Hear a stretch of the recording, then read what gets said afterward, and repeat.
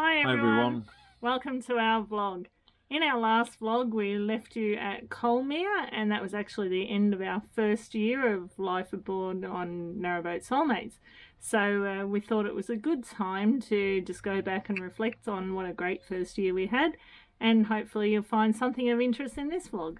Yeah, you'll be able to see some of the places we went, but mainly we're going to be showing you photos of lovely places and also some of the stats to do with that first year of being on Narrowboat. Yeah, so let's have a look and see what you think. She's Ali. He's Pete. This is Ziga. And this is Narrowboat Soulmates, more to explore.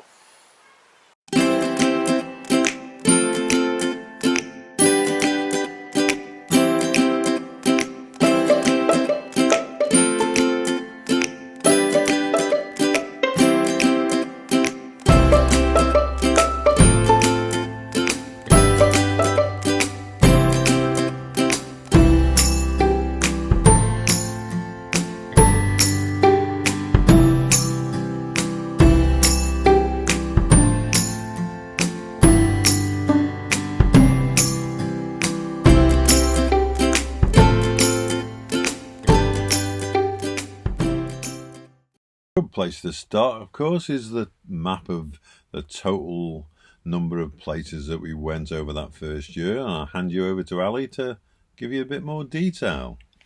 Okay, so we started off at Aqueduct Marina at Church Minshall on the Middlewich branch of the Shoppy, and we went around anti-clockwise on the Four Counties Ring. We thought we'd get that done in a short time frame, but we did have some diversions along the way. First of all, we headed off towards Shardlow, and then while we were there, we went across the river and up the Erewash Canal. We finally returned a month or two later and got back on the Four Counties Ring and then headed off on the Colden Canal. And so by the time we finally finished the Four Counties, that was about 5 months later. After a brief stop back at Aqueduct Marina for a few days, we then made our way over to the Llangollen Canal, and we spent the rest of the year there. Yeah, so I'll just give you a bit of info on the next slide about exactly how far we went. Ali just mentioned where we went, and we did a total of 418 miles on these particular journeys. Remember, you can always pause the video if you want to have a look at a bit of the detail. And here's how we planned our 418-mile trip in the first year. So apart from using the Nicholson guides, we also used Pearson guides and my personal favourite, Canal Plan AC online. Going for all those miles, of course, you go through quite a number of locks, 267 in total. What was the scariest, though, do you think, Ali? Well, after mainly doing narrow locks for so long, I think when we got on the Trent and Mersey and headed east, arriving at Stenson Lock, when I first looked into this enormous broad lock, I couldn't believe how wide it was, how deep it was, and the gates were heavy and the water was rushing. Yeah, I was worried about you going through that. Yes, it wasn't as bad as we thought, though. Speaking of scary, though. Yes, the Ponty Suckcliffe Aqueduct is a bit of a scary one for your first time. And Ali was at the back with me, but she was whining and worried and holding her head down. But yes, do you manage to get through? 132 of those aqueducts, although really there's only the Ponty Suckcliffe and the Chirk one, which are my favourites. We went through more bridges than you can poke a stick at on all those canals, and particularly on the Llangollen, there's bridges every 100 metres. And this is one of my personal favourites, this beautiful bridge at Salt on the Trent and Mersey. Not all bridges, of course, are plain sailing through. There's some you've got to do a bit of work through. Well, Ali has too. Fortunately, only 31 of the bridges needed some muscle from me, and let me tell you, some of them are really hard to turn, and some can take up to 70 turns for each bridge too. This is one of my favourites, Croft Mill Lift Bridge on the Montgomery Canal. There's a lot of hype about Harecastle Tunnel being scary, but to be honest, we found it fine, and Ali even said that she'd love to go through it again. before we'd even finished it the first time. It's just under 1.7 miles long and took us about 35 minutes. And we did 6 different tunnels in the first year, but we actually went through tunnels 16 times because some of them we did on more than one occasion, including on the Llangollen, where we went through the Ellesmere and Chirk tunnels about 4 times, and also at Leek when we got to the end and turned around. We found some lovely moorings over that year. We did actually 97 different moorings. We tend to move 2 or 3 times a week, and we'll take you through the moorings over the next few slides. First, let's deal with the elephants in the room. Yes, lockdown number 1. We spent, how long was it, Ali? Almost 2 months from March to May in 2020 at Tetchell, and yeah, even though we were sorry to be staying put, it was a fabulous place to stay. Yeah, lovely spot, wasn't it? We went through exactly 7 canals in this first year, and I'll let Ali take you through them. We're at that point in the vlog where you might want to pause if you're really that interested in seeing every one of the 97 moorings we stopped at. There's a photo of each of them here. Yes, everybody loves the Shroppy, and we certainly did. Yeah, it's a great place to start. And speaking of starting, when we first hired a boat and did our helmsman's training, we were moored out right outside the bar bridge in the middle of summer. It was great. It's a really good pub, and of course every time we go past there we've got to have an obligatory stop. Yeah, it's a bit of a tradition now. But I loved the Hack Green. Yeah, go and see what it was like in the 80s with that secret bunker. Yes. And remember that time that we went to Chesadine and went off on a long walk? It was meant to be an hour or two's walk. 3 or 4 hours later, getting lost in Ziga High reeds. We still had a great time, but I don't think we found our way, although we did find a pub at the end. 2, in fact. Still on the Shroppy, yeah, we love Brood. Great place, food, heaven, I'd say, because they've got a great butcher's, quite a few cafes, and also one of those old sweet shops. Get me bullseyes.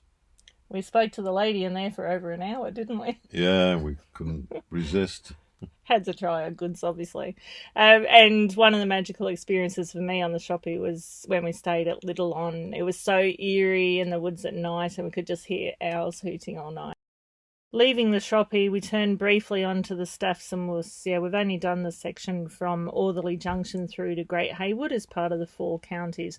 But we like what we see so far, and I'm sure we'll get to do the rest of it eventually. Everybody loves Tixel Wide, as you can see from this photo here, but we haven't seen those kingfishers that they say are abound there.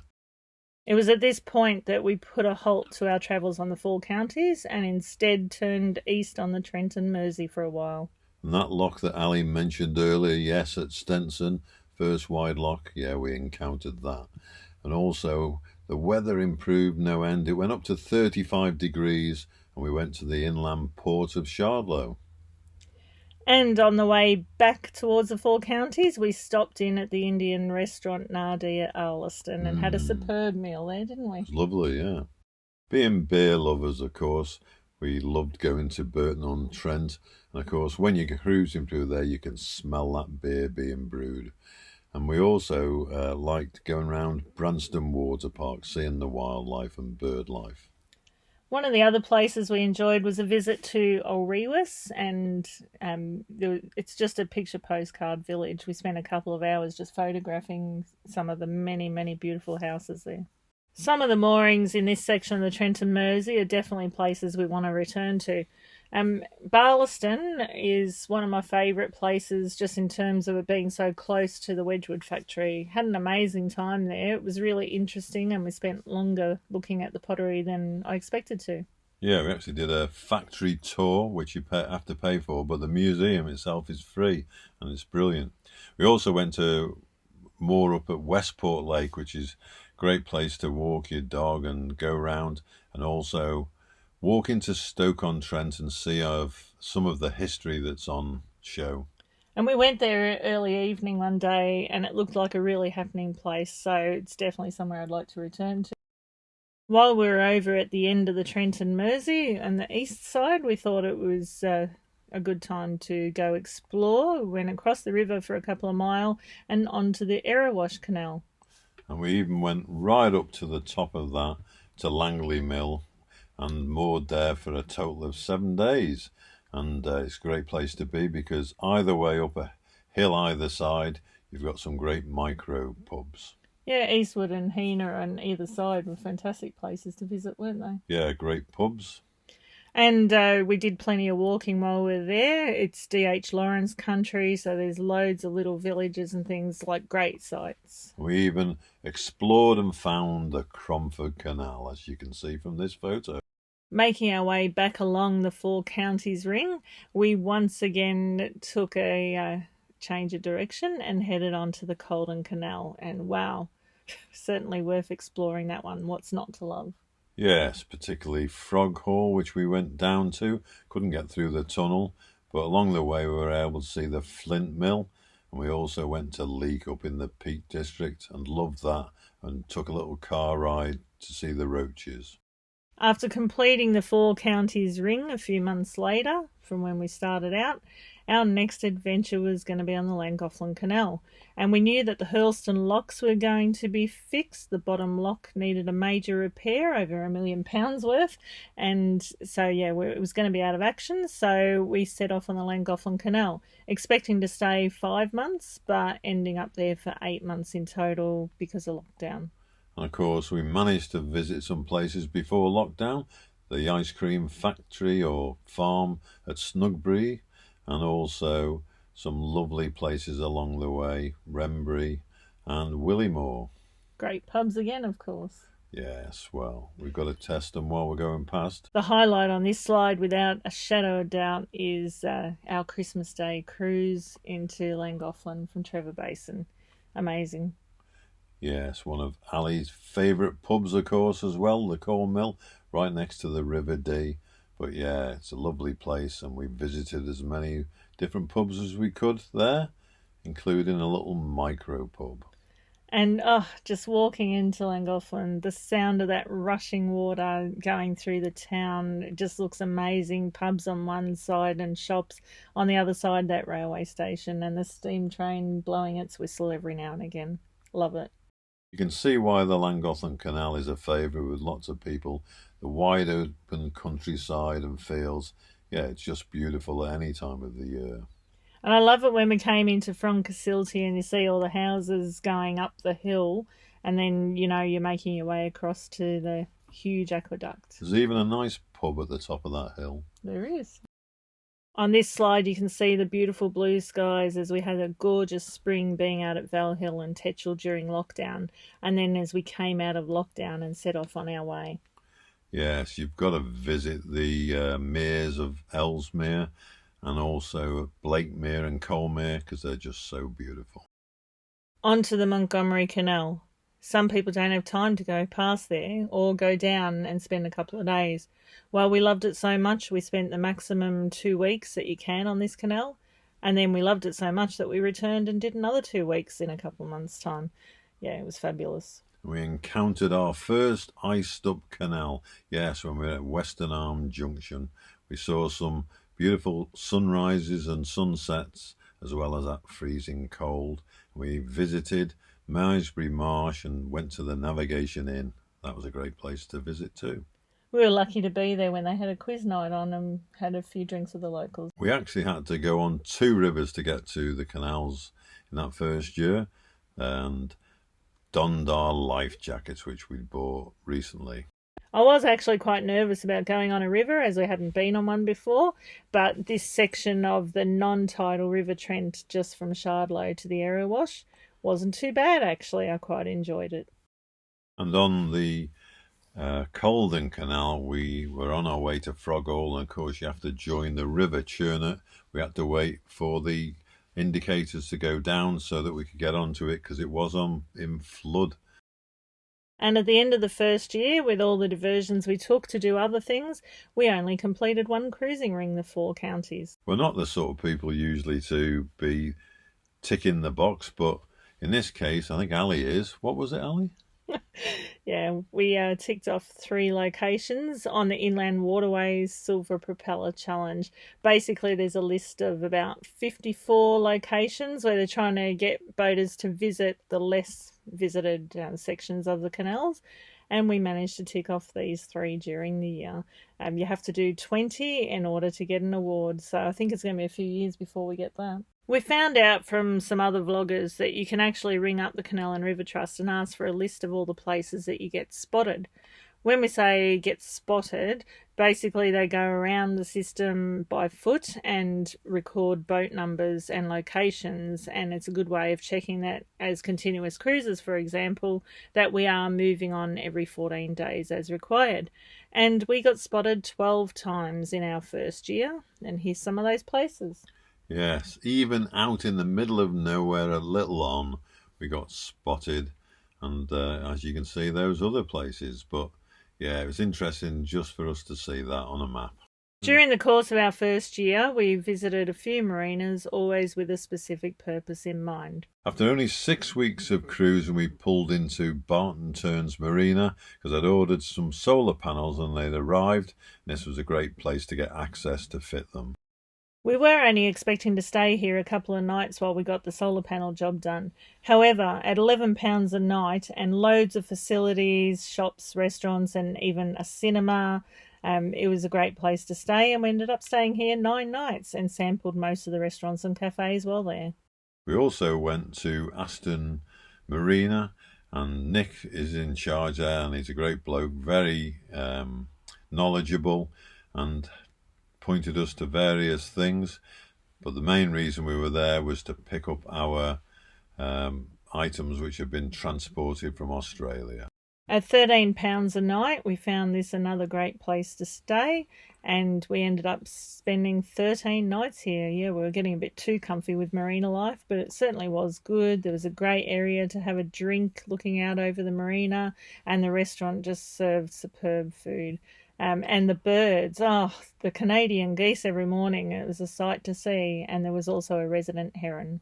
After completing the 4 counties ring, after a few months, we returned to Aqueduct Marina and sorted out some family matters. Aqueduct Marina's got a great little cafe serving delicious cakes and nice coffee. So we enjoyed some of that while staying here. We ended up being here for 13 nights. It costs £24 a night, although you do get a cheaper rate if you stay by the week. Our final visit to a marina during the first year was to Swanley Bridge, and this was because of a faulty lock which had failed the day before we were due to go through it. Swanley has 2 locks, and the upper lock was scheduled for repairs the next day. So we were making our way towards the lower lock to get through, as were other boats. Unfortunately, something happened, and the sill got damaged on the bottom lock, and no boats could move. We ended up being stuck for a period of what they expected to be 5 weeks, and we were just fortunate that Swanley Marina was right nearby. And they had some vacancies, so we got in there and they looked after us. Turns out, while we missed out on autumn, we did get to be in a safe place and have access to facilities. It cost £13 a night, so it didn't break the bank too much.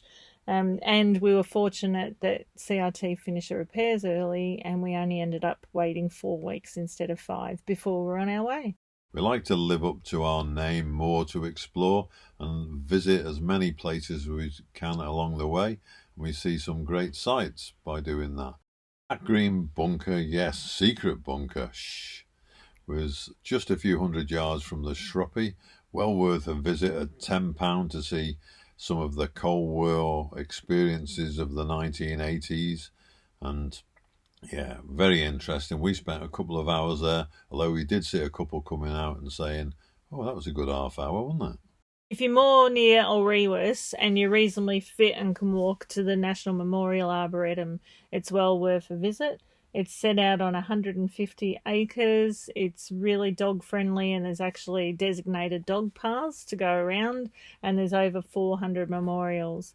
It's certainly moving, shed a few tears at quite a few of the different memorials. And yeah, a really great place to visit. Absolutely beautiful gardens. Took loads of photos of flowers too, not just the memorials. I mentioned earlier about visiting Wedgwood. well worth a visit, and even spawned Ali to like a new TV program. Yeah, discovered the Great Pottery Throwdown as my absolute favourite show on TV, and it's great to see the different potteries around the Stoke-on-Trent area. Whenever we're in Llangollen, we always try and get up Castle Dinas-Bran. Yes, the old remains of the fort up there. Well worth a visit because you can see such spectacular views, and it's just a great spot to take some photos. Again, if you're reasonably fit, walking distance from Queen's Head on the Montgomery Canal, you'll find the British Ironworks Centre. And there's thousands of sculptures. Really interesting place, a bit like a garden centre with a cafe and loads of little shops inside, and then on the outside, you're walking around the premises, you just get to see everything. And they've got the famous spoon gorilla and the knife angel, although it wasn't there at the time that we went, but I think it might be back home again now. When we visited Shugborough Estate, we signed up for the National Trust because we thought it was a bit of a bargain at £5 each per month. And we visited a few places since then, but when we're on release from lockdown, we're going to definitely visit lots of others. The Shugborough Estate was the first National Trust property I'd ever visited, and it was a great start. Fantastic buildings and gardens, and interesting to see all the follies around the grounds, seeing how the rich and famous lived. And it was really great here to book and see the Litchfield apartments as well. Some great photography. Who doesn't like a good castle? And this one's easy to get to from the Llangollen Canal at Chirk. Yeah, and we loved visiting it and going up those towers. Aside from the mud, we do like a good walk. And yeah, we've experienced quite a few of these around the canal system. And given the course Ziggy is walk, and we'll just take you through a few. Right by the visitor moorings at Nosal is this 6.2 mile Millennium Trail, and it's a gorgeous walk. We did a couple of miles of it and went under these beautiful old bridges. While moored at the current end of the navigation near Gromwyn Wharf on the Montgomery Canal, we did a walk for 2 or 3 miles along to Crickheath to see the restoration works.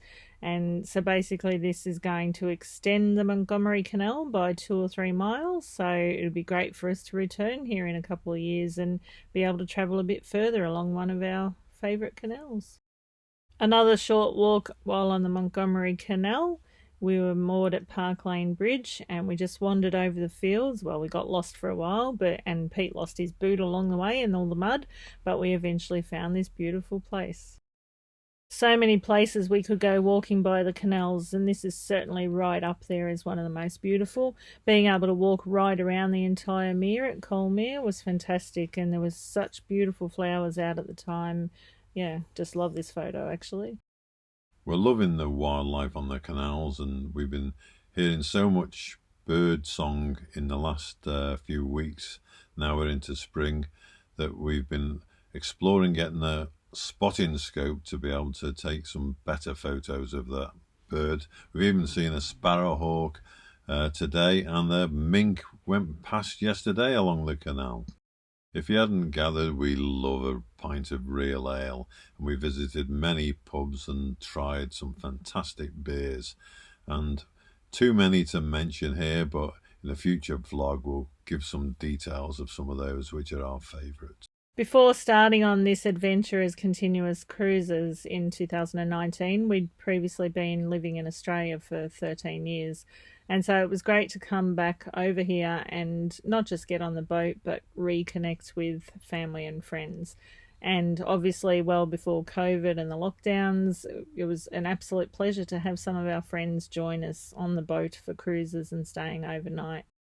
We're looking forward to having friends and family back on the boat when things get back to normal. My brother Steve visited a few times and helped us out with some of the things on the boat. And my sister, who sadly passed away 12 months ago, also visited briefly. And through sad times and good times, yeah, music can help.